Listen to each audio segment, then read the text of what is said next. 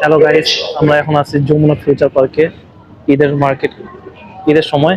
দেখি কে কি মার্কেট করতেছে। আমরা একজনের সাথে কথা বলি। এই যে, এক্সকিউজ মি ভাইয়া। হ্যাঁ ভাইয়া, একটু কথা বলা যাবে? অবশ্যই। ঈদের মার্কেট করছে? না না, করা হয়নি। করা হয়নি? করবেন না? না, আমি আসলে সচরাচর মার্কেট করি না। করেন না বলতে? না, এই ঈদের শপিং বা যে কোনো উৎসবের এগুলো আমার দুবাই থেকে? অবশ্যই। দুবাই থেকেও যদি যখন আসে তখন নিয়ে আসে, নাহলে কোনো মাধ্যমে পাঠিয়ে দেয় আর কি। আমি সচরাচর মার্কেট করি না। তাহলে এই যে এখন কি করতেছেন? না, আমি ফিউচার পার্কে আসছি কারণ আমার বন্ধু এসাক আছে। ও বিজনেস পারপাস দুবাই যায়, তো ওর এখানে দোকান আছে। ওর সাথে দেখা করতে আসছিলাম যাতে আসার সময় শপিং করে যাতে নিয়ে আসে আর কি। বাহ ভাই, আপনার তো রাজকমল ভাই। ভাই আপনার কপালটা একটু দেখি। দুবাইয়ের মেয়েরা বা বাংলাদেশের যেসব মেয়েরা আছে ওরা আসলে আন্তরিকতা, ভালোবাসা চায়।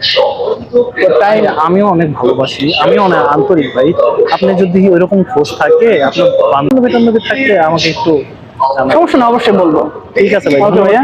আপনার একটু কন্ট্যাক্ট নাম্বারটা যদি একটু। আপনি ফেসবুক পেজে ফলো করেন, ফেসবুক পেজে পাইলে পেয়ে যাবেন। নাম কি? শেখ শফিকুল।